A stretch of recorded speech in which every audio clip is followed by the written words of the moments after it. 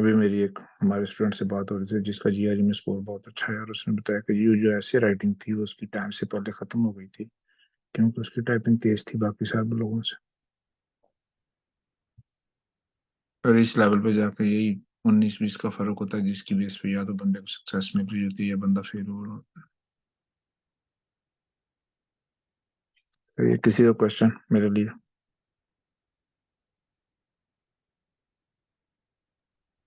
No sir, not right now.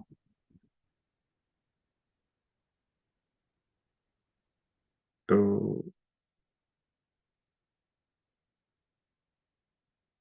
इस success से आप ये देख सकते हैं कि अगर बंदा थोड़ी सी प्लानिंग के साथ काम करे तो सक्सेस लेना इतना मुश्किल नहीं है इंटरनेशनल लेवल पे।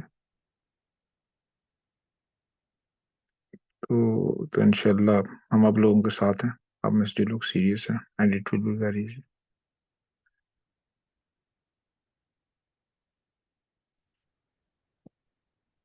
तो आप में से जिन लोगों ने कोडिंग प्लेस में एज अ मेंटर अप्लाई नहीं किया था, वो कोई रीजन शेयर करेंगे क्यों नहीं था अप्लाई किया? सर मैं तो अभी 2 हफ्ते से रेगुलरली ज्वाइन कर रहा हूँ, तो मुझे उसका पता नहीं था, इसलिए मैंने अप्लाई नहीं किया। और अच्छा। मैं भी हाँ। लीड कोड के साथ आइल्स कर रहा हूँ, तो मुझे लगा कि मुझे अभी उसमें नहीं जाना चाहिए। अच्छा अच्छा अच्छा। आपको ये बात पूछ लेनी चाहिए थी। सर मुझे पता ही अभी चला है, 1-2 दिन पहले। हाँ सही है कोड। सही है। तो दूसरा, जब आप आइल्स कर रहे हैं तो कोशिश करें कि साथ आखिरी 2-3 हफ्तों में जब आप आइल्स की तैयारी फाइनलाइज कर रहे हैं तो उस वक्त लीड कोड ना कीजिएगा। आइल्स सही। और जीआरई के एग्जाम 100 फुल टाइम करने होते हैं, ताकि सही। बैंड अच्छे से अच्छा है। तो सही। किसी और साथी की कोई फीडबैक, कोई कमेंट, क्वेश्चन? सर मैं एक चीज़ ऐड करना चाहूँ। जी। लास्ट ईयर भी सर मैंने कोडिंग प्लेस में अप्लाई किया था, लेकिन मैं मेरा नहीं सिलेक्शन हुई थी। लेकिन इस ईयर मेरी हो गई है, तो वो मैं ये कहना चाह रहा था, कुछ बेसिक गलतियाँ थी जो मैंने की थी, लेकिन इस दफ़ा जो हमारे सेशन हुए हैं उनसे वो मैंने अपनी गलतियाँ दूर की। खास तौर पे वीडियो बनाने के अंदर जो जो मैंने मिस्टेक की, इंस्ट्रक्शन नहीं पढ़ी उनकी, सिर्फ कोड ही मैंने एक्सप्लेन कर दिया। तो वो पिछले साल इसलिए मेरी शायद सिलेक्शन नहीं हो पाई, लेकिन इस ईयर हमारे जो सेशन हुए हैं वो बहुत हेल्पफुल थे, और उनकी वजह से यानी मेरी selection। बिल्कुल जी। हाँ, सेशन से बड़ा फायदा होता है। सबसे पहली बात है कि टाइम बच जाता है और आपको सारी चीजें खुद नहीं पढ़नी पड़ती, जस्ट इंस्ट्रक्शंस फॉलो करनी होती हैं और सक्सेस मिल जाती है। तो हाँ बिल्कुल, लिंक्डइन पे पोस्ट लिखें और जिन लोगों ने ट्रेनिंग आपको करवाई थी उनका थैंक यू करें पब्लिकली कि आपकी ट्रेनिंग से बड़ा फायदा हुआ। जी सर, ठीक। सही है, दिस इज सुपर इम्पोर्टेंट। तो जी सर। किसी और को कोई फीडबैक? अदरवाइज हम क्लास शुरू करते हैं। सर मैं एक फीडबैक देना चाहूँगा। जी बोलो। मैं thank you so much sir आपका, और जितने भी मॉडरेटर्स हैं उनका। I am really liking my journey with I code गुरु। और मुझे एक चीज़ जो बहुत पसंद आ रही है वो ये है कि हमें जो है हर चीज़ एंड टू एंड तक समझाई जाती है। लाइक ऐसा नहीं है कि एक अपॉर्चुनिटी के बारे में बता के हमें ऑटो पायलट मोड पे डाल दिया जाए कि अब हमने आपको ये बता दिया, आगे आप इसको कंसिडर कर लें। बिल्कुल एंड तक लेके जाके बिल्कुल एंड लेवल तक हमें चीज़ें समझाई जाती हैं, तो ये चीज़ बहुत हेल्पफुल है। Thank you so much. बिल्कुल बिल्कुल जी। बिल्कुल जी, हम इंशाल्लाह आखिरी स्टेप तक लेके जाएंगे आपको। जब तक आप गूगल में नहीं जाएंगे हम आपके साथ होंगे। सही है, इंशाल्लाह। तो हाँ, बेसिकली आई कोड गुरु का पर्पस यही है कि टाइम कम से कम लगे और काम हो जाए पूरा। तो इसी तरह ज्यादा से ज्यादा आउटपुट आती है ना, के बजाय इसके कि 100 बंदा, हर बंदा अपने तौर पे कोड इन प्लेस की चीजें पढ़ रहा है और 3-4 दिन लगाता है तैयारी करने में। तो क्यों ना 2-4 लोग तैयारी करें और बाकी 100 बंदा वैसे उनसे 2-4 घंटे में तैयार हो जाए, कम एफर्ट के साथ। तो इसी तरह ही जो लोग ज्यादा कंप्लीट करते हैं वो इसी तरह के उन्होंने ट्रिक्स यूज किए होते हैं। इसी तरह बिल्कुल लीड कोड भी इसी तरह करना चाहिए। तो खुद सारा करने की जरूरत नहीं है, लोग आ रहे हैं क्लास में कर रहे हैं, कभी कभी खुद भी प्रेजेंट कर दिए, बाकी लोगों से सीखते जाएं, तो लर्निंग ऐसे होती है, वरना बंदा थक जाता है। वरना ये होता है कि बंदा आर्ट्स देता है, 10 साल बाद पता चलता है कि अच्छा मैं फलां फलां गलती कर दी थी। तो जब अवेयरनेस होती है गलतियां नहीं होती।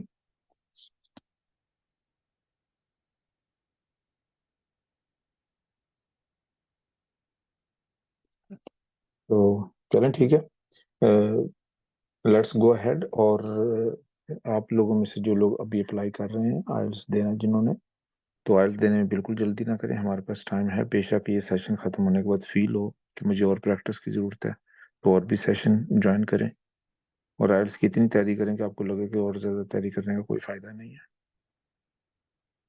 तो फिर जाके आइल्स का एग्ज़ाम दें, क्योंकि आइल्स का exam super super crucial exam है। इसमें बैंड बहुत मैटर करता है स्कॉलरशिप के लिए।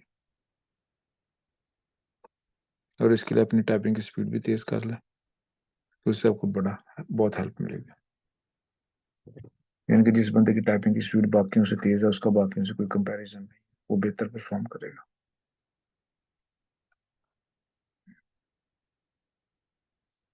तो thank you ma'am Kiran Sadi, keep it up.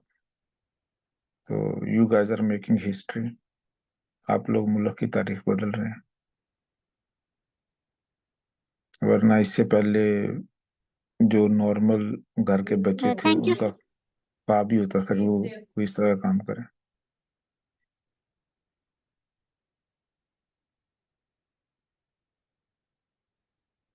तो इंशाल्लाह भी माशाल्लाह आप जैसे मॉडरेटर्स की वजह से बहुत सारे लोगों के बहुत सारे ख्वाब पूरे हो रहे हैं, घर बैठे बगैर कोई पैसा लगाए।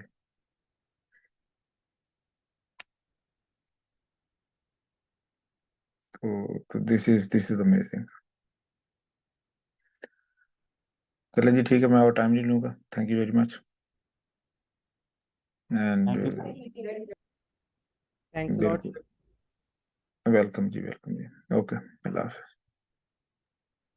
Okay, sir. Thank you so much.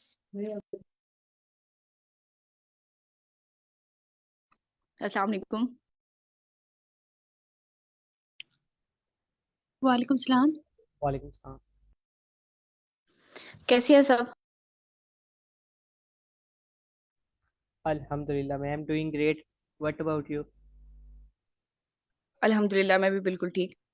अच्छा, चूंकि कल जो है वो हम लोगों ने रीडिंग का स्टार्ट किया था, लाइक सेकंड मॉड्यूल स्टार्ट किया था, तो वो बिल्कुल इनिशियल स्ट्रेटजीज थी जो मैम मीना ने एक्सप्लेन की थी क्लास में।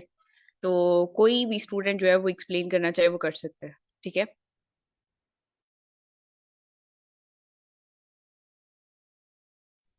मैम कल हमने जो लर्न किया है उसका यानी कि रीकैप या नोट्स बतानी है या? आप सर जस्ट आप समरी बता दें थोड़ी सी, ठीक है, ताकि ना रिवाइज हो जाए।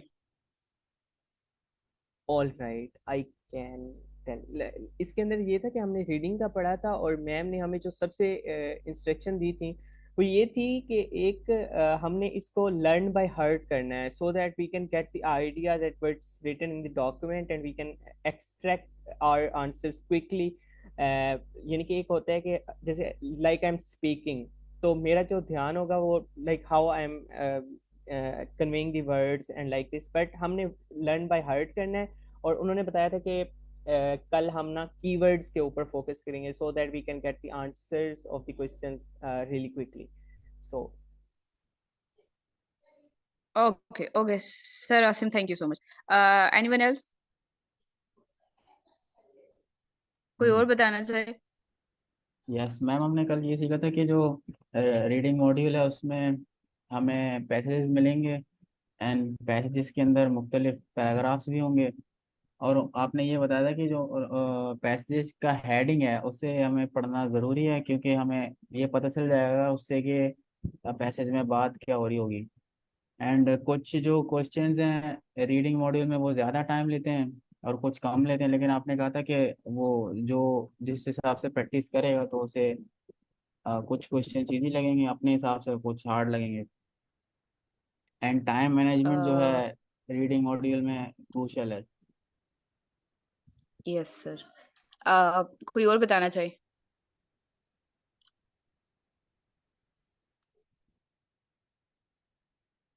ये सर दानिश ने बहुत इम्पोर्टेंट चीज बताई है कि जो टाइम मैनेजमेंट है वो की होती है। ठीक है। लाइक हमारे पास टोटल होते हैं 60 मिनट्स। ठीक है। तो ये एक डिफरेंस होता है। लाइक अगर आप कंप्यूटर बेस्ड दे रहे हैं तो आपको जो है वो टाइम का इतना, लाइक आपने एक पहला पैराग्राफ सॉल्व किया, देन आप सेकंड पे मूव किए, देन थर्ड पे। ठीक है। आपको दोबारा जाने के लिए इतना टाइम नहीं लगता। ठीक है। बट अगर आप पेपर बेस दे रहे हैं, ठीक है, तो उसमें ये होगा कि आपको ट्राई करना है कि 50 मिनट्स में आपने सारे पैराग्राफ कर लें। ठीक है। अगर आप 50 मिनट्स में कर लेंगे तो लास्ट जो 10 मिनट्स हैं वो आपने रखनी है कि क्वेश्चंस जो हैं वो आपने आंसर, यानी कि बुकलेट में सारा पढ़ के और फिर आंसर शीट में आपने सारे जो है वो रीडिंग के आंसर्स लिखने हैं। ठीक है। तो उसके लिए भी 10 मिनट जो है वो आपने बचाने हैं। ठीक है। तो कुछ तो इस तरह करते हैं कि 20-20 मिनट्स हर पैराग्राफ को देते हैं। फिर उसके बाद उसी में जो 20 मिनट्स होते हैं, लाइक वो उसमें पैराग्राफ भी सॉल्व किया, क्योंकि ईच पैराग्राफ में 13 क्वेश्चन होते हैं। जो फर्स्ट पैराग्राफ है उसमें भी 13 होंगे, सेकंड में भी 13 होंगे, और जो थर्ड वाला होता है उसमें 14 होते हैं। ठीक है। तो इस तरह करके वो टोटल 40 क्वेश्चन बन जाते हैं। ठीक है। तो अगर आपने फर्स्ट पैराग्राफ सॉल्व किया है उन्हीं 20 मिनट्स में, आपने ये एम रखना है कि मैंने जो है उसके आंसर्स भी लिखने हैं। ठीक है। उसके बाद अगर आपने सेकंड किया है तो आपने ये एम रखना है कि मैंने उसके आंसर्स लिखने हैं। ठीक है। तो इस तरह करके जो है वो एक टाइम आप मैनेज कर सकते हैं। जब आप प्रैक्टिस करें तो ये बहुत जरूरी है कि आप साथ स्टॉप वॉच चूज करें या कोई टाइमर लगाएं। ठीक है। बट कुछ स्टूडेंट क्या करते हैं, वो ये करते हैं कि 20 मिनट्स में फर्स्ट पैराग्राफ वो कर दिया, ठीक है, सॉल्व कर दिया। उसके बाद क्या करेंगे कि जो सेकंड पैराग्राफ है ना, उसके लिए वो रिलैक्स, मतलब थोड़ा बीच में गैप ले लेते हैं। ठीक है। लेकिन जब आप गैप लेते हैं ना फर्स्ट से सेकंड पैराग्राफ के दरमियान, ठीक है, और थर्ड पैराग्राफ के दरमियान, लाइक एक पैराग्राफ तो आपने 20 मिनट्स में सॉल्व कर लिया, उसके बाद आपने गैप ले लिया। ठीक है। आप अब आपका ये है कि 20 मिनट्स में सॉल्व करना है। ठीक है। बट आपका माइंड जो है वो इस चीज को अब्सॉर्ब नहीं करेगा। लाइक जब आप 20 मिनट्स में फर्स्ट पैराग्राफ सॉल्व कर लेंगे तो सेकंड जो है वो भी फिर नेक्स्ट 20 मिनट्स में करना पड़ेगा। लाइक पूरे टेस्ट को 1 आवर में सॉल्व करना पड़ेगा। अगर आप ब्रेक ले लेके करेंगे ना तो आपकी जाहिर एनर्जी रिस्टोर हो जाएगी। ठीक है। तो आप, क्योंकि एग्जाम में क्या होता है कि लिसनिंग, उसके बाद आपको फौरन रीडिंग करनी पड़ती है। लिसनिंग भी इजी होती है बट रीडिंग में सही आपका जो है वो एक्टिव माइंड होना चाहिए। ठीक है। लाइक आपको सही आपके पास एनर्जी होनी चाहिए। राइटिंग भी बंदा कर ही लेता है। ठीक है। तो सबसे जो ज्यादा एक्टिव रहने वाली चीज होती है ना, वो रीडिंग में करना होता है। ठीक है। तो ये टाइम मैनेजमेंट से मैं बस आपको थोड़ा सा बता रही थी। और कोई कोई पॉइंट ऐड करना चाहे?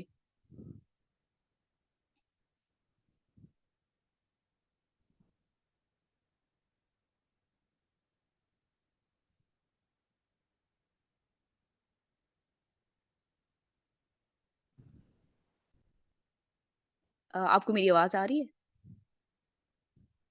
Yes ma'am, you are Audible.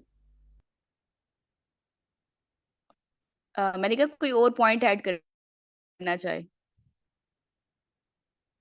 सब अपना, लाइक आप लोग प्रैक्टिस कर रहे होंगे ना अपने एंड पे, तो आप अपने शेयर कर सकते हैं कि ये चीज मैं फेस कर रहा हूँ।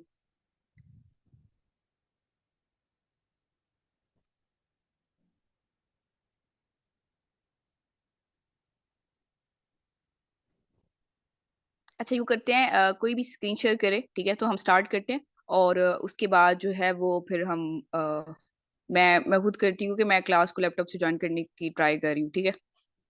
कोई भी स्क्रीन शेयर करते हैं तो फिर हम लोग स्टार्ट करते हैं।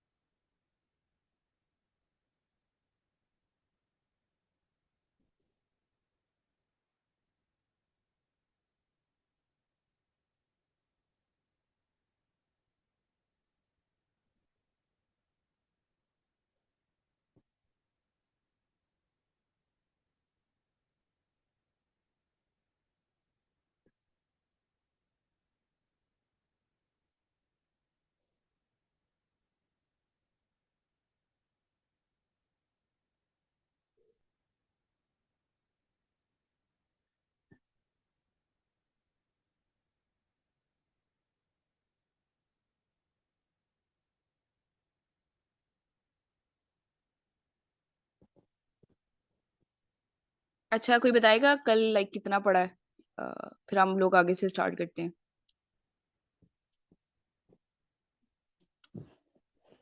मैम कल जो फर्स्ट 3 पैराग्राफ्स थे हमने उनको देखा था कि उनके अंदर लाइक जो 3 I am not sure chapters होते हैं इसमें या क्या, उनको देखा था, उसके अंदर के कितने पैराग्राफ्स हैं, जस्ट यही हुआ था। ठीक है, वो हम लोग स्टार्ट करते हैं, थोड़ा सा टाइम दे। ओके। अच्छा, उसमें क्या लिखा था आपने? लाइक मैम ने सिर्फ बेसिक बताया था या फिर वो फिल इन द ब्लैंक्स और ट्रू फॉल्स सॉल्व भी करवाए थे?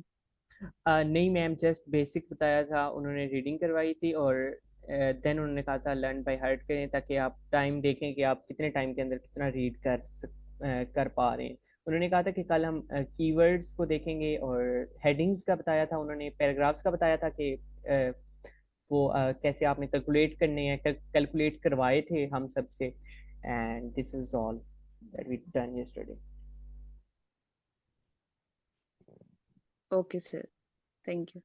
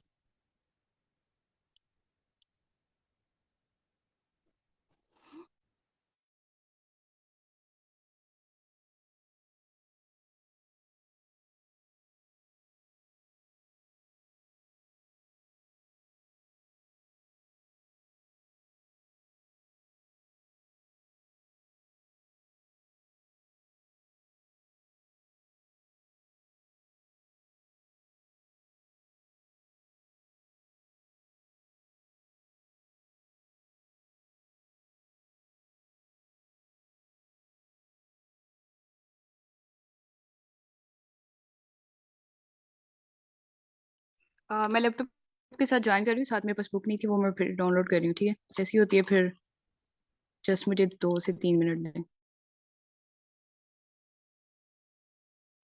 All right ma'am, take your time.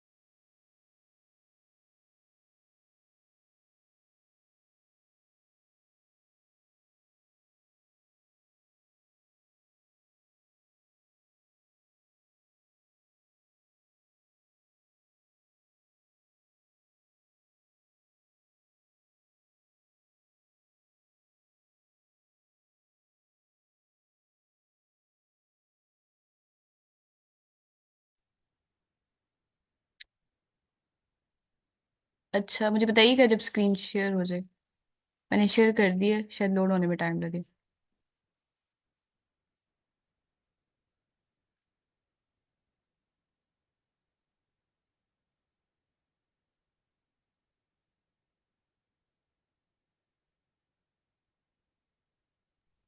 Yes, ma'am, your screen is visible now. ठीक है, स्क्रीन शेयर हो रही है आप लोगों को? Yes, ma'am. ओके। अ, ठीक है। ये हमारे पास है पैराग्राफ 1। ठीक है, पैसेज 1। ठीक है, इसको चैप्टर नहीं बोलेंगे, पैसेज बोलेंगे। ठीक है, ये पैसेज 1 है। इसमें हमारे पास होते हैं 13 क्वेश्चंस। ठीक है, 1 से लेके 13 तक सॉल्व करने होते हैं, और राउंड अबाउट हमारे पास 20 मिनट्स होते हैं। टोटल 60 मिनट्स होंगे। 20 20 20 करके डिवाइड कर देंगे। ठीक है, ये फर्स्ट पैसेज होगा। जिस तरह आपको थोड़ा ना समझ आए वो फिर आप पूछ सकते हैं। ठीक है, उसके बाद एक एक करके हम पैसेज को देखते हैं कि उसमें किस तरह के क्वेश्चंस होते हैं। जैसे टेस्ट, सॉरी, क्वेश्चन पैसेज 1 है, उसमें 2 टाइप ऑफ क्वेश्चंस होंगे। एक होगा फिल इन द ब्लैंक्स, और सेकंड होगा ट्रू फॉल्स। ठीक है, यानी 2 टाइप ऑफ क्वेश्चंस होंगे, और हमारा एम होगा स्टार्ट में कि हम 20 मिनट्स में इसको सॉल्व करने की कोशिश करें। But your first task is कि आपने सबसे पहले ट्राई करना है कि स्टेटमेंट को रीड करें। ठीक है, लाइक इसमें लिखा हुआ है नो मोर देन 2 वर्ड्स और अ नंबर। ठीक है, तो कोई भी स्टूडेंट मुझे बता सकता है कि इस स्टेटमेंट का क्या मतलब है?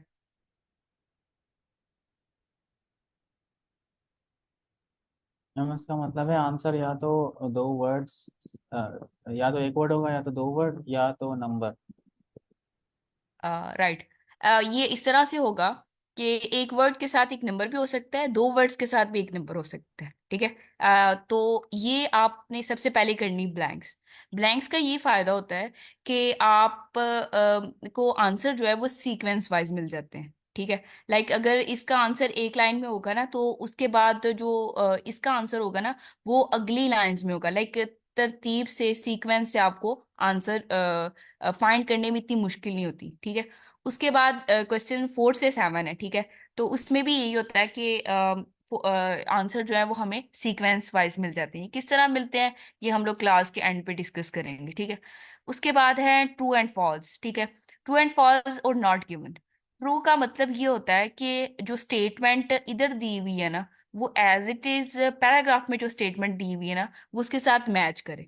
ठीक है, इसका मतलब है कि अगर वो बिल्कुल एग्जैक्ट मैच कर गई है, ठीक है, उसके साथ जो इंफॉर्मेशन क्वेश्चन में है और जो पैराग्राफ में दी हुई है वो बिल्कुल एग्जैक्टली एक दूसरे के बिल्कुल अलाइन कर गई है, ठीक है, तो हम उसको मार्क करेंगे ट्रू। ठीक है, तो अगर इंफॉर्मेशन ट्रू फॉल्स की, लाइक इधर हमें क्वेश्चन ये दिया हुआ है, ठीक है, some of the equipment used in aeroponic farming can be made by hand. ठीक है, और जो पैराग्राफ में स्टेटमेंट दी हुई है अगर वो उससे कंट्राडिक्ट कर गई, यानी बिल्कुल उल्टा है, ठीक है, सही है, बिल्कुल ऑपोजिट है, तो आप फॉल्स मार्क करेंगे। ठीक है, अदरवाइज जो है वो फिर आप नॉट गिवन मार्क करेंगे। ठीक है, अच्छा, एक चीज मैं आपको बताऊं, लाइक ये स्टार्ट में तो है बतानी नहीं चाहिए, बट चलिए मैं आपके साथ शेयर कर देती हूँ। वो ये है कि सम टाइम इस तरह होता है कि हमारे पास 6 ट्रू फॉल्स हैं। ठीक है, लाइक ये 6 ट्रू फॉल्स हैं, ये 5 हैं। ठीक है, लेट्स सपोज हमारे पास 6 हैं।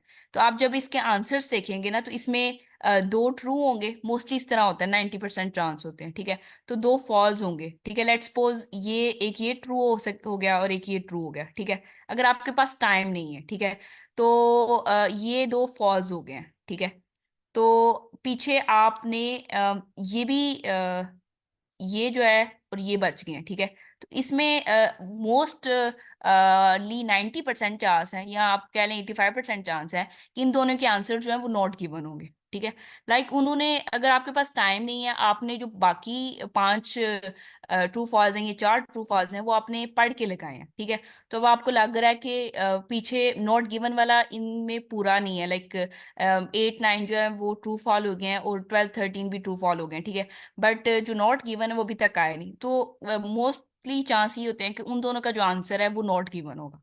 ठीक है, ये तब किया जाता है जब आपके पास टाइम ना हो, अदरवाइज आपको पढ़ के ही लगाने चाहिए। ठीक है, तो रीडिंग लाइक पढ़े बगैर, अंडरस्टैंडिंग के बगैर नहीं होती। और बाकी ये है कि आपने देखना है कि आपने कौन सी सिलेक्टिव इंफॉर्मेशन को पढ़ना है, ठीक है, सारा रीड नहीं करना, ठीक है। और ट्राई करना है कि 20 मिनट से आप 15 मिनट्स पे जाएं, फिर उसके बाद 14 13 में इसको सॉल्व करने की कोशिश करें, ठीक है। फर्स्ट पैराग्राफ सबसे इजी होता है, आप बहुत जल्दी इसको ना इसके साथ लाइक इसको सॉल्व करके ना तो फटाफट जो है वो आंसर शीट में इसको लिख सकते हैं, ठीक है। तो सबसे इजी फर्स्ट पैराग्राफ होता है। अगर किसी स्टूडेंट का इसके बारे में कोई भी क्वेश्चन है, ठीक है, तो वो पूछ सकते हैं, फिर हम सेकंड पैराग्राफ की तरफ मूव करेंगे।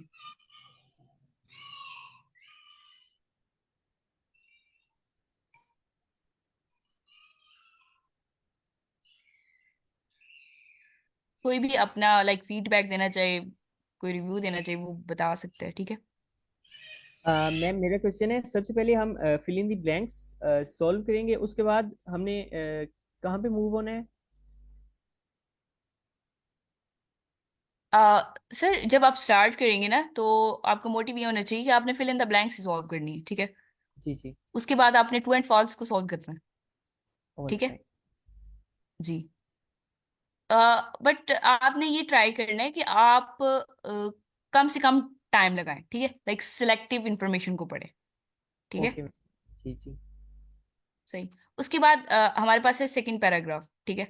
तो पैराग्राफ को देखने के बाद लाइक इसके बाद इसमें इसमें भी 13 क्वेश्चन होते हैं। आपने सबसे पहले उसका टाइटल रीड करना है, ठीक है। जब आप टाइटल रीड करते हैं ना, यस मैम आमना। अस्सलाम वालेकुम। मैम, आप चलें, ये थोड़ी सी आप जो स्टडीज बता रही हैं वो बता दें, तो उसके बाद अगर आप जाना चाहती हैं तो मैं स्टार्ट कर सकती हूँ आगे। यस मैम श्योर, ठीक है मैम, ये मैं थोड़ा बता के उसके बाद आप ज्वाइन करें, ओके ठीक है। Okay okay. ओके। सो जो रीडिंग पैसेज 2 होता है उसमें ये एक टाइटल आपको रीड करना चाहिए, उसके बाद कुछ पैराग्राफ्स के अंडर में ना इंफॉर्मेशन दी होती है, ठीक है।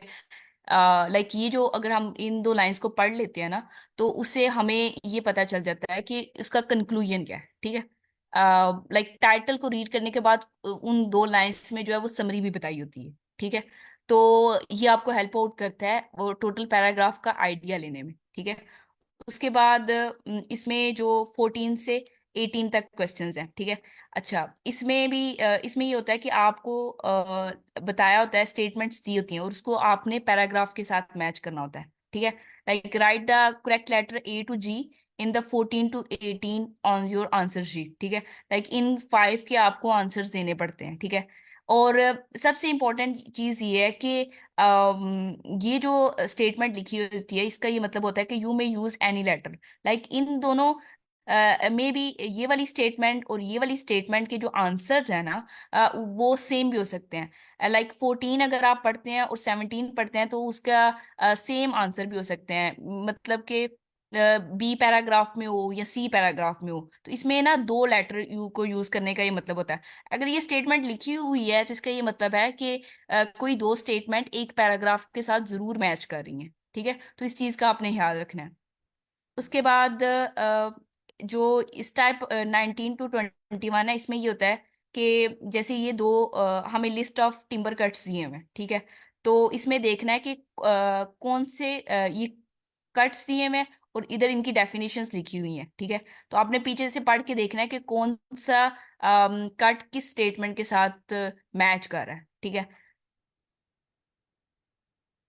उसके बाद ये फिल इन द ब्लैंक्स हैं, और वन वर्ड ओनली का मतलब ये है कि जो फिल इन द ब्लैंक्स होंगी ना उसमें एक ही वर्ड आएगा, ठीक है। तो जब भी आप स्टार्ट करें ना, लाइक फर्स्ट पैसेज या सेकंड पैसेज या थर्ड पैसेज, ठीक है, तो आपको चाहिए सबसे पहले जो है वो फिल इन द ब्लैंक्स को सॉल्व करें, ठीक है। क्योंकि फिल इन द ब्लैंक्स ऐसी होती हैं कि उसमें आपने एग्जैक्ट वर्ड लिखने हैं, ठीक है। आप उसमें कुछ भी अपने से मार्क नहीं कर सकते। जैसे अगर ये पैसे ये वाला टाइप ऑफ क्वेश्चन है तो इसमें हम A B C D कुछ भी करके मार्क कर सकते हैं। ट्रू फॉल्स में भी हम लोग तुक्का वगैरह लगा सकते हैं, ठीक है, कुछ गेस कर सकते हैं, कुछ प्रिडिक्ट कर सकते हैं इंफॉर्मेशन को। But fill in the blanks में हम लोग प्रिडिक्ट नहीं कर सकते, ठीक है। तो वो आप ट्राई करनी है कि सबसे पहले उसको सॉल्व करें, ठीक है, हर पैसेज में, ठीक है। अच्छा, इसके इसके रिगार्ड में अगर किसी का कोई क्वेश्चन है तो वो पूछ सकता है।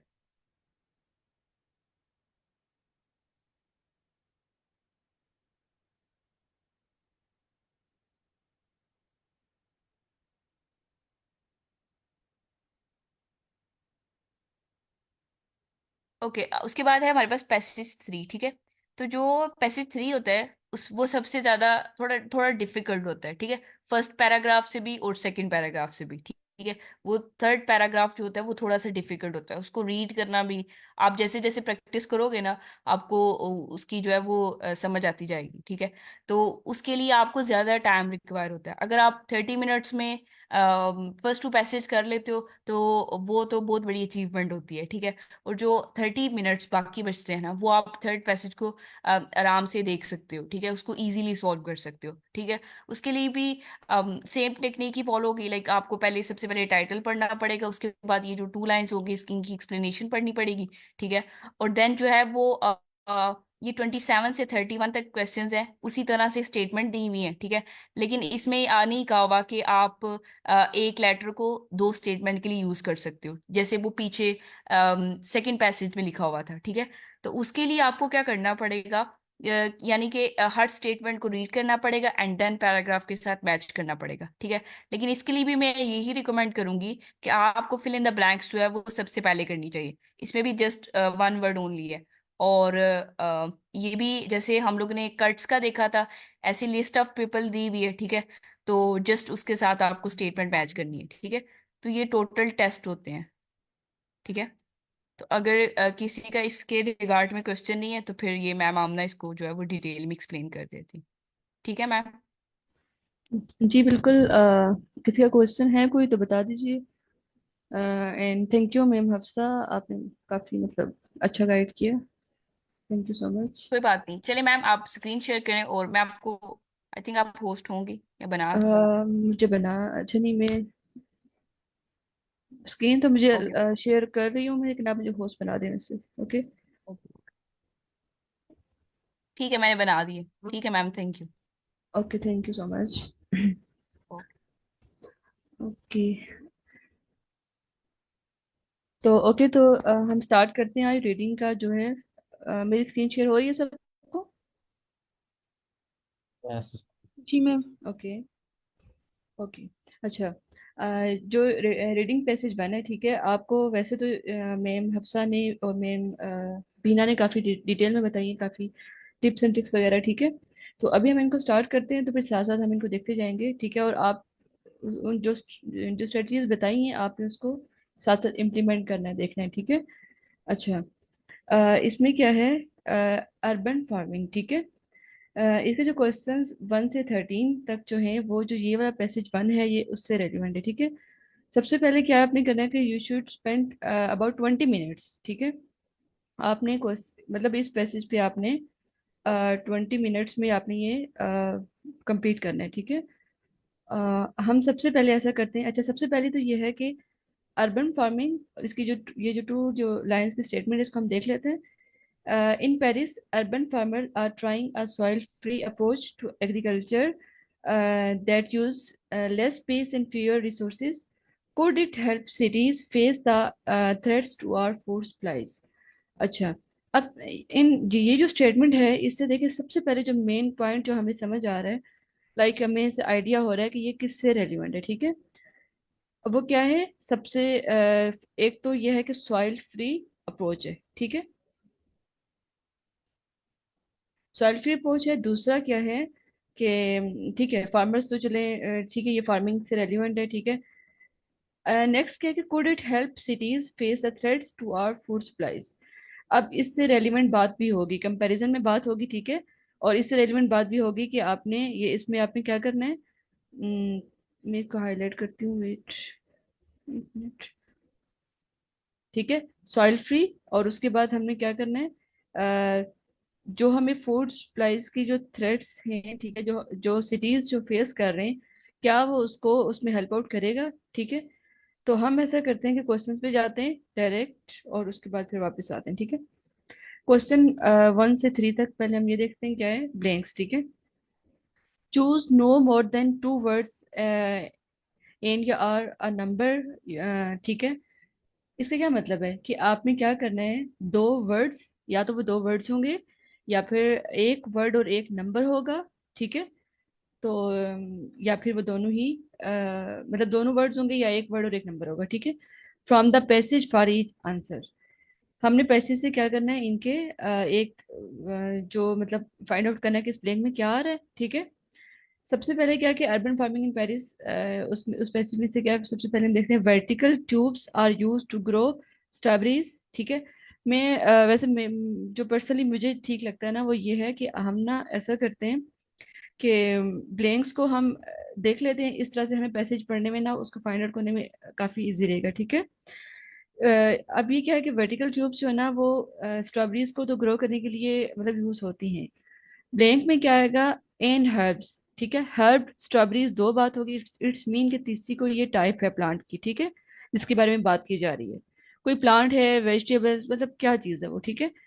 उसके बाद के there will eventually be a daily harvest of as much as dash in weight of fruits and vegetables। यहाँ पे देखें, सबसे पहली बात कि डेली की बात की गई है, ठीक है। आपने इस जो है ना कीवर्ड को याद रखना है। उसके बाद क्या है कि हार्वेस्ट तो चलें, इसको भी हम कीवर्ड में कर सकते हैं, ठीक है। As much as dash in weight, जब वेट की बात की गई है, इट्स मीन के कोई ऐसी चीज है जिसमें हम, जैसे केजी में बात की जा रही है, किलोग्राम में, या इस तरह से, ठीक है। कोई इस टाइप की बात की जा रही है। Of fruits and vegetable, as much as dash in weight of fruit and vegetable, इन दोनों की कंबाइन बात की जा रही है, फ्रूट एंड वेजिटेबल की, ठीक है। डेली बेसिस पे मतलब क्या चीज, या कितना या वेट में बात की जा रही है, ठीक है। अब देखते हैं कि वो हमें क्या मिलता है, ठीक है। It may be possible that the farm's produce will account for as much as 10% of the city's dash overall। अच्छा, इसको देख के ना देखें, 10% ऑफ द सिटीज, 10% क्या, सिटीज का 10% क्या। देखिए, जब फार्म्स प्रोड्यूस की बात की जा रही है, इट्स मीन के फार्म, देखें फार्म्स की प्रोडक्शन क्या हो सकती है, फूड ही होगी ना। तो अब 10% ऑफ सिटीज की 10%, लाइक हम यहाँ पे कुछ ऐसा भी सोच सकते हैं कि वो जो एक शहर की, हम क्योंकि अर्बन की बात करेंगे, अर्बन फार्मिंग तो शहर के बारे में बात हो रही है। इट्स मीन कि जो एक शहर की जो फूड की जो जरूरत है, या फिर कुछ इस टाइप का आएगा इसमें, ठीक है। या फिर कुछ कितना कंज्यूम हो रहा है या क्या, ठीक है, इस बारे में। ओके, एक मिनट।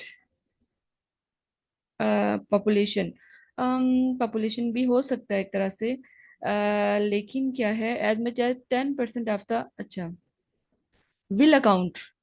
जब विल अकाउंट की बात आएगी तो फिर थोड़ा सा मुझे लगता है कि पॉपुलेशन थोड़ा सा इसमें नहीं आएगा। लाइक इस सेंस में बात की जा रही है कि सिटी की ओवरऑल, जो सिटीज की जो है ना, जो फार्म्स की प्रोडक्शन है, वो इस चीज को पूरा कर रही है। विल अकाउंट की जब बात आती है तो इसको भी आप देखिएगा, ठीक है। चलिए हम पहले इन फर्स्ट जी को देखते हैं, फिर हम आगे आते हैं, okay.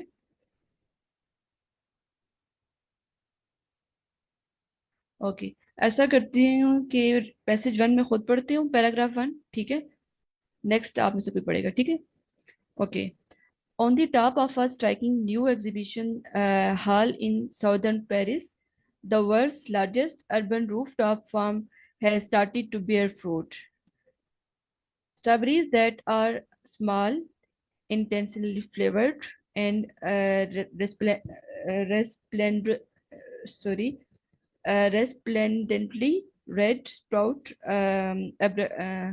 abundantly from a large plastic tubes. Peer inside, peer inside, and you see the tubes are completely hollow. The roots of dozens of strawberry plants dangling down inside them. Okay, यहाँ तक आपको कुछ अगर मतलब कोई मिल रहा हुआ, कोई ब्लैंक मुझे बताइएगा, ओके।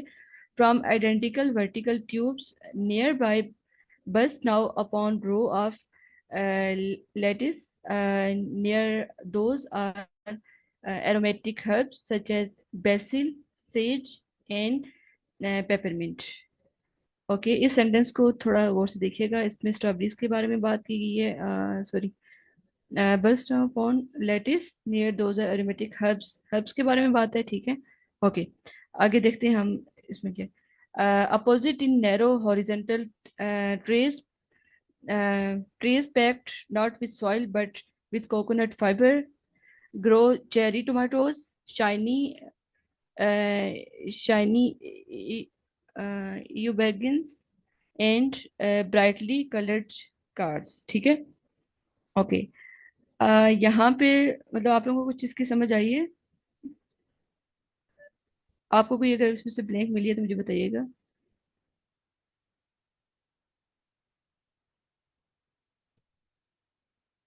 अब जैसे देखें, हमने जो पहली वाली देखी थी ना, कि स्ट्रॉबेरी के अलावा और क्या था, हम पहली वाली देख सकते हैं, ठीक है। देखिए यहाँ पे क्या है कि स्ट्रॉबेरीज की बात की गई है, ठीक है। और इसके अलावा किसकी बात की गई है? रेड स्प्राउट अबंडेंटली, ठीक है। Tubes are completely hollow. The roots of dozen strawberries plant dangling down inside them from identical vertical tubes nearby burst row upon row of lettuce near those are aromatic herbs. देखें, अब यहाँ पे उसने किसकी बात की थी? स्ट्रॉबेरीज के अलावा हर्ब्स की बात की थी, ठीक है। Strawberries dash and herbs. तो इट्स मीन जब स्ट्रॉबेरीज और हर्ब की बात हो गई तो तीसरा यहाँ पे कौन सा बच रहा है? लेटस। यस, ठीक है। इट्स मीन कि ये लेटिसेस के बारे में बात की जा रही है। देखे ना, from identical vertical tube nearby bust row upon row of lettuce near those are aromatic herbs. अब आगे वो हर्ब्स की बात कर रहे हैं, ठीक है। बेसिल, सेज एंड पेपरमिंट, ये जो है ना, ये तीनों बेसिल में आ रही है, ठीक है। और सॉरी, हर्ब में आ रही है। और ये लेटिस और स्ट्रॉबेरी की वो ऑलरेडी बात कर चुके हैं। इट्स मीन कि ये तीनों की वो बात कर रहे हैं कि वर्टिकल ट्यूब में ये तीनों क्या कर रहे हैं? ग्रो की जा रही है, ठीक है। अम्म, ठीक है, फर्स्ट वन में किसी को कोई समझ ना आ रही हो पहली वाली ब्लैंक में?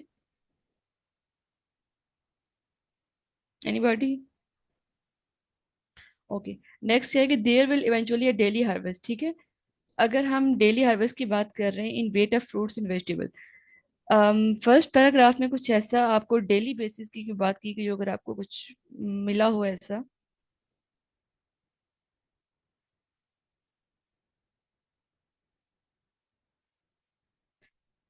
यहाँ पे तो अभी तक स्ट्रॉबेरीज की बात की गई है, ठीक है।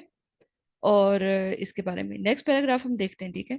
कोई पढ़ना चाहेगा या मैं ही पढ़ूं? कोई आप में से कौन? मैं पढ़ देता हूँ। ओके, पढ़ें, ठीक है। Okay. Pascal Hardy, an engineer and sustainable development consultant, began experimenting with vertical farming and aeroponic growing towers. As the soil-free plastic tubes are known on his Paris apartment block roof 5 years ago, the urban rooftop space above the exhibition hall is somewhat bigger, 14,000 square meter and almost exactly the size of couple of football pitches. Already the team of young urban farmers who tend to have picked in one day 3,000 lettuces and 150 units of strawberries. When the remaining two-thirds of vast open area are in production, 20 stock will harvest up to 1,000 kg of perhaps 35 different varieties of fruit and vegetables every day. We are not ever obviously going to feed the whole city this way, questions Hardy. In the urban environment, you are working with a very significant practical constraints clearly on what you can do and where. But if enough unused space can be developed like this, there's no reason why you should not eventually target maybe between 5% and 10% of consumptions. Okay, thank you sir Ahmad. अच्छा, तो वैसे तो मैंने highlight कर दिया है ये वाली ब्लैंक। अब देखिए, इसमें वेजिटेबल और फ्रूट्स की बात की गई थी, ठीक है। और वो वेट में बात की गई थी। जब वेट में बात की जाती है तो मेरे ख्याल में हमें सबसे पहले उसकी यूनिट पे आना चाहिए, ठीक है। KG, okay. अब different varieties of fruits and vegetables, ठीक है। और फिर क्या है, जब मैं वहां पे मैंने हाईलाइट किया था ना कि डेली, वहां पे था कि डेली बेसिस का कुछ ऐसा था, तो यहाँ पे क्या है? Everyday, okay. ऐसा ही है ना?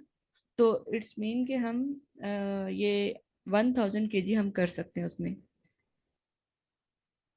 यहाँ पे क्या कि there will be a daily harvest of as much as 1000 kg in weight of fruit and vegetable. यहाँ पे इसमें कोई किसी को इशू हो, कोई कुछ ऐड करना चाहे?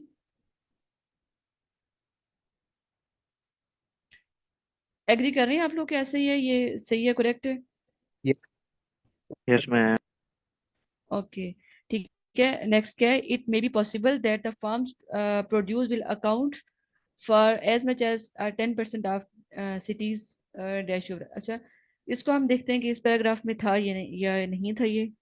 यहाँ पे बात की गई है 10% की, ठीक है, ये कीवर्ड था ना। और यहाँ पे हम देखते हैं, इसको पूरा सेंटेंस हम पढ़ते हैं। But if enough unused space can be developed like this, there is no reason why you should not eventually target maybe between 5% and 10% of consumption, ठीक है। अगर यहाँ पे मतलब जो अब मैंने सेंटेंस पढ़ा, आप समझ सकते हैं कि उस ब्लैंक में क्या आ सकता है? 10% of cities dash consumption. Consumption, ठीक है। अच्छा, इस पैराग्राफ में जो बात की गई है सारी, वो क्या है कि मतलब अगर अंडरस्टैंडिंग के लिए आपको मे भी समझ आ गई हो, वो सारी क्या है कि जो कि आप कैसे कर सकते हैं अर्बन फार्मिंग, ठीक है। लाइक कितने जैसे यहाँ पे कि 14,000 स्क्वायर मीटर्स और कितना साइज है इसका, ठीक है, ये चीज़ें। और फिर इसमें क्या है कि 1000 kg जो है 35 डिफरेंट वेजिटेबल फ्रूट्स की जो है वो डेली बेसिस पे हार्वेस्ट किया जा सकता है, इस तरह से। अब देखें कि नेक्स्ट यहाँ पे है कि going to fed the whole city this way question, ये क्वेश्चन हार्डी का जो मतलब उसने उसका कहना था ये, ठीक है। In this urban environment you are working with very significant practical constraints clearly on what you can do and where. मतलब आप अगर इस सेंटेंस से आपको ना इस लास्ट वाले सेंटेंस से आपको समझ नहीं आ रही ना, आप इसे बैक इससे जो पीछे वाला जो सेंटेंस है सेकंड लास्ट, आप उसको पढ़ेंगे तो आपको समझ आ जाएगी कि इसी के बारे में बात की जा रही है। अब बिटवीन 5% एंड 10% ऑफ कंजप्शन, ठीक है, यहाँ पे इसको कंफ्यूज ना कीजिएगा। अब यहाँ पे आपको एक बिल्कुल क्लियर कट 10% का आपको कीवर्ड दे दिया गया है। आप डायरेक्ट वहाँ पे 10% पे जाके आप सेंटेंस पढ़ सकते हैं। अगर तो अंडरस्टैंडिंग डेवलप हो रही है, इट्स मीन कि ठीक है। समटाइम आपको ना जरूरी नहीं है कि ये 10% उसी के बारे में बात भी हो, इसलिए ऐसे नहीं करना कि बिल्कुल उसी कीवर्ड पे जाके तो आप लोग कहें कि हाँ बस ठीक है, हमें मिल गया ये, ठीक है। आपने सेंटेंस को भी समझना है कि सेंटेंस में किस बारे में बात की जा रही है। ओके, अच्छा, नेक्स्ट क्या है 4 to 7 में आपने क्या करना है? One word only from the passage of for each answer, right. You are सिर्फ आपने एक वर्ड लिखना है, ठीक है। और write your answer in boxes 4 to 7। 4 to 7 में जो है ना आपने ब्लैंक स्पेस पे लिखना है आंसर। सबसे पहले क्या है कि intensive farming versus aeroponic urban farming. अच्छा, जो एरोपोनिक अर्बन फार्मिंग है वो जो है उसमें, और इंटेंसिव इंटेंसिव फार्मिंग जो है ना, ये जो आमतौर पे मतलब फार्मिंग होती है, ठीक है, ये वाली। एरोपोनिक कौन सी होती है? जो मतलब जो सॉइल वाली नहीं होती, सतह जमीन से जो हम ये कह सकते हैं कि ऊपर होती है, ठीक है। और इसको हम देखते हैं कि कंपैरिजन किया गया एक तरह से। इंटेंसिव फार्मिंग क्या है कि हो wide range of dash used, growth के पॉइंट ऑफ व्यू से बात की जा रही है। और इंटेंसिव फार्मिंग में किस चीज का ज्यादा यूज किया जाता है। और दूसरी बात ये कि टेक्निक्स क्या है कि पोल्यूटेड एयर, ठीक है। सिलेक्शन में क्या है कि quality not good, variety of the fruit and vegetable chosen that can survive long. अच्छा, wide range of dash use, हम इंटेंसिव फार्मिंग है तो हम मे बी सॉइल भी आ सकता है यहाँ पे, ठीक है, क्योंकि वो सॉइल वाली होती है, ठीक है। टेक्निक्स में कि पोल्यूटेड एयर। अब नेक्स्ट है quality not good, variety of fruits and vegetables chosen that can survive long. Survive और लॉन्ग की बात की गई है, मे बी ड्यूरेशन की बात भी हो सकती है, ठीक है। ठीक है, आगे इट्स मीन के मतलब यहाँ पे क्या है कि हमने वो वाली वेजिटेबल यहाँ पे ग्रो करनी है जो काफी टाइम तक सर्वाइव कर सके। नेक्स्ट है कि dash receive very little of overall income. अच्छा, कौन रिसीव करता है? अब फ्रूट और वेजिटेबल तो नहीं रिसीव कर सकते ना कोई इनकम, या इस तरह से कौन करेगा? या तो फार्मर्स होंगे, ठीक है, जो कि अच्छा, लिटिल लिटिल इनकम की बात इसलिए की गई है कि मेहनत ज्यादा होती है, ठीक है, और उस तरह से इनकम इनकी कम होती है, ठीक है। अब देखते हैं कि वो फार्मर की बात कर रहा है, किस चीज की बात कर रहे हैं, ठीक है। Aeroponic urban farming, no soil use, इसमें सॉइल यूज नहीं होती, ठीक है। Nutritions added to water which is recycled, अब इसमें जो पानी जो यूज होता है ना, वो बार बार मतलब रिसाइकल हो रहा होता है। इट्स मीन कि पानी भी इसमें जो यूज हो रहा होता है वो भी रिसाइकल हो रहा है, इसमें कि पानी की कंजप्शन भी इसमें कम होती है, ठीक है। Produce chosen between because of its, अच्छा डैश, जो जो चीज प्रोड्यूस की जा रही है ना, ये उसके बारे में बात की जा रही है, ठीक है। जो प्रोडक्ट है, जो क्रॉप है, जो भी प्लांट है, ठीक है, वो चूज किया जा रहा है बिकॉज ऑफ फिर क्या रीजन है उसकी, किस वजह से इसको चूज किया जा रहा है, ठीक है। अब हम देखते हैं नेक्स्ट पैराग्राफ, क्योंकि इससे तो जो हमने ब्लैंक्स पढ़ी है इससे यही शो हो रहा है कि ये फर्स्ट टू पैराग्राफ में नहीं है। हम थर्ड थर्ड को पढ़ते हैं, ठीक है। कोई पढ़ेगा आप में से? वॉलंटियरली बता दीजिए जल्दी से, टाइम कम है। Yes ma'am. ओके, पढ़े प्लीज। थर्ड में consumption, yes, thank you. Perhaps most significantly, however, this is a real-life showcase for the work of Hardy's flourishing urban agriculture consultancy, Agripolis, which is currently fielding inquiries from around the world to design, build, and equip a new breed of soil-free inner-city farm. The method's advantages are many. He says, first, I don't much like the fact that most of the fruit and vegetables we eat have been treated with something like 17 different pesticides, or that the intensive farming techniques that produce them are such huge generators of greenhouse gases. I don't much like the fact either that they have traveled an average of 2,000 refrigerated kilometers to my plate, that their quality is so poor because the varieties are selected for their capacity to withstand such substantial journeys, or that 80% of the price I pay goes to the wholesalers and transport companies and not the producers. Okay, अच्छा, ये ठीक है, यहीं तक पढ़े। अच्छा, ये last sentence, बाकी तो जब हम ऊपर जाते हैं देखें, अभी अभी जो हमने पढ़ा है, प्रोड्यूसर्स का एक वर्ड यूज किया, ठीक है। उसके बाद क्या है Yes. यहाँ पे?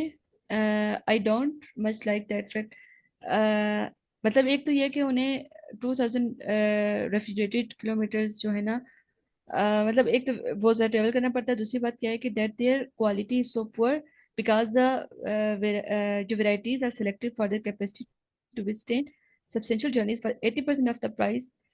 80% जो उसको पे की जाती है ना इसकी, ठीक है, goes to the wholesalers और ट्रांसपोर्टर्स को जाती है, ठीक है, लेकिन प्रोड्यूसर को कम। इट्स मीन जो मैं कह रही थी कि हम वहाँ फार्मर यूज करेंगे तो वहाँ प्रोड्यूसर्स का वर्ड आएगा। आप में से कोई मतलब किसी को डिसाइड करना चाहिए या एग्री, क्या कहते हैं आप लोग? मैम हमें प्रोड्यूसर ही लिखना होगा या फार्मर? जी, नहीं नहीं, फार्मर नहीं। अच्छा, यहाँ एक बात याद रखिएगा, जो वर्ड यहाँ पे यूज होगा कीवर्ड, आपने वही लिखना है, ठीक है। आपने आपने अपनी तरफ से अपनी अंडरस्टैंडिंग से मतलब ऐसा नहीं करना कि जो आपको ठीक लग रहा है, बल्कि जो यहाँ पे वर्ड यूज किया गया, अगर यहाँ पे प्रोड्यूसर यूज किया, आपने प्रोड्यूसर ही यूज करना है, ठीक है। ये बात समझ लेना कि प्रोड्यूसर जो है ना फार्मर के सेंस में ही आ रहा है, ठीक है। सही है। अच्छा, एक तो ये हो गया, एक ब्लैंक मिल गई हमें, और दूसरी हम देखते हैं ऊपर अगर किसी को कुछ समझ आई हो इसमें से। करंटली फीलिंग, अच्छा एक चीज यहाँ पे उन्होंने ब्लैंक में कही थी, एक minute, dash wide range of dash used pesticides. Pesticide, ठीक है। ये यहाँ पे मे बी पेस्टिसाइड पर ही मैं रुकी थी, एग्जैक्टली पेस्टिसाइड आएगा इसमें, ये, ठीक है, 17 डिफरेंट पेस्टिसाइड्स। अगर आप इस सेंटेंस को नहीं समझ आ रही तो हम इसको दोबारा से पढ़ लेते हैं।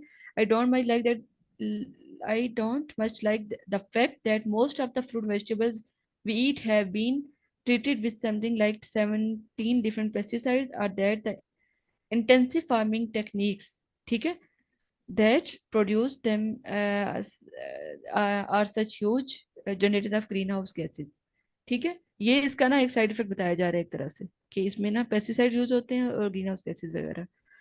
नेक्स्ट कौन सा था, डैश रिसीव वेरी लिटिल, ये भी हो गया। ओके। और नेक्स्ट क्या है, ये वाला produce chosen because of its, ये आई थिंक सो इस पैराग्राफ में नहीं है, इसमें अभी तक ना इसके बारे में बात ही नहीं की गई है। हम ऐसा करते हैं, इनका आंसर्स देख लेते हैं, टाइम हमारा खत्म हो चुका है, तो हम जो है नेक्स्ट उसको देख लेंगे, नेक्स्ट वाले में कल हम देख लेंगे, ठीक है। इनके आंसर्स हम देख लेते हैं अभी फिलहाल जल्दी से।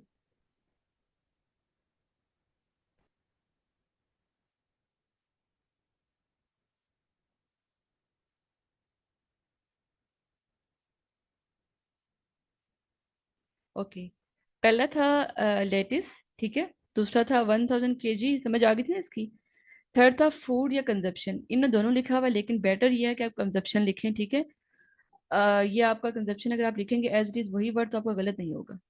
थर्ड पेस्टिसाइड, उसके बाद जर्नी, ये कौन सा था, इसको हम देखते हैं कौन सा था, और प्रोड्यूसर्स, ठीक है। जर्नी वाला आई थिंक सो अभी हमने देखा ही नहीं है। वो ट्रेवलिंग के सेंस में आ रहा था, कुछ ऐसा था उसमें, तो हम, हाँ ट्रेवलिंग, जी जी बिल्कुल। तो अच्छा, हम ऐसा करते हैं 5 वाले को भी हम कल देख लेंगे और उसके बाद ठीक है। तो यस मैम। हाँ, अभी टाइम क्योंकि ओवर हो चुके हैं, तो thank you so much everybody. और जो कोई किसी को कोई इशू हुआ कुछ भी, आप स्लैक पे पूछ लीजिए या फिर कल पूछ लीजिएगा, okay. Thank you, Allah Hafiz. Allah Hafiz.